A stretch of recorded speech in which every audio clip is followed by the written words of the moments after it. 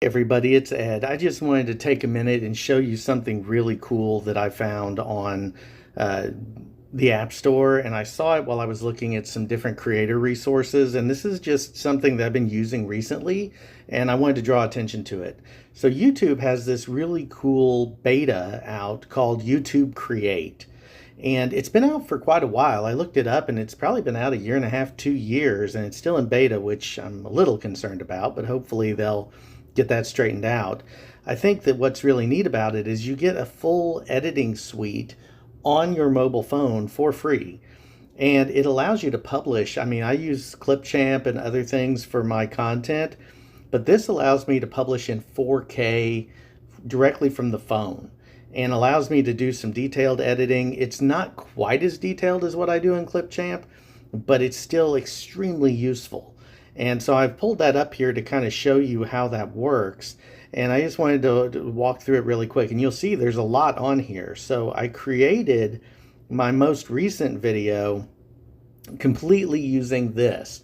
I recorded things on my phone. I edited everything using this, but I recorded things on my phone, on my desktop. I uploaded it all into Create. And then I went through and went ahead and edited that from start to finish. It worked really well. You can zoom in on the timeline. Let me go in here and I'll show you really quick. You can zoom in on the timeline. You can expand or tap on each individual piece. So you can pull in captioning here from the video. You just tell it that you want to use the sound from the video and what language you're captioning in. You can add in different components as far as your title and your intro. One thing I haven't figured out yet, and I think this is something that I've got to really look into, is in Clipchamp, a lot of the times what I'll do is I'll add 5 or 3 seconds of empty space for a transition so that I don't actually have overlap with the audio. And I think that's something that was a little bit clunky with this. Otherwise, this was awesome. So you can drop and drag. You can see this little highlighted component up at the very top. I can drop and drag that and pull it around and, actually even pull it out of frame. So if there's something that's not quite where you want it to be, or it's large and you want to make it just a small subsection, you can do that.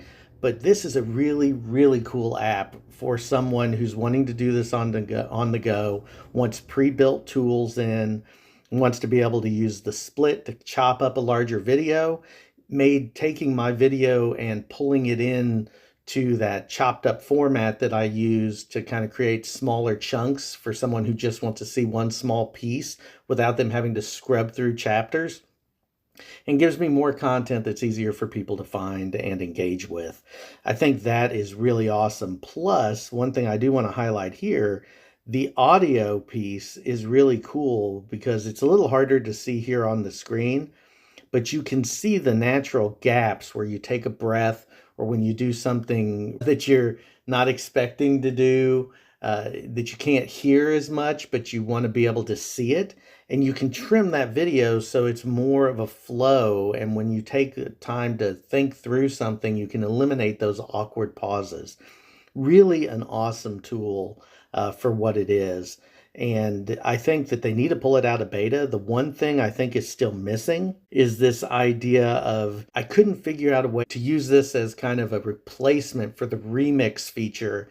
And I'm hoping that's what they'll integrate it with, the remix functionality for YouTube.